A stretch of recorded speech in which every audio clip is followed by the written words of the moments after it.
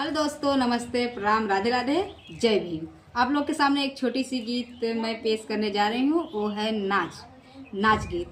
और आप लोग को अच्छा लगे लाइक, सब्सक्राइब और कमेंट बॉक्स में जरूर लिखना।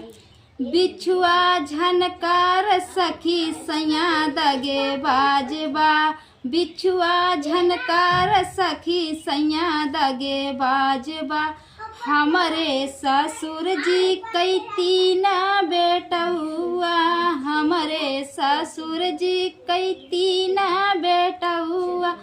एक पुलिस, एक कलेक्टर, एक थानेदार बा। बिछुआ झनकार सखी, बिछुआ झनकार सखी सैया दगे बाजबा, बिछुआ झनकार सखी सैया दगे बाजबा।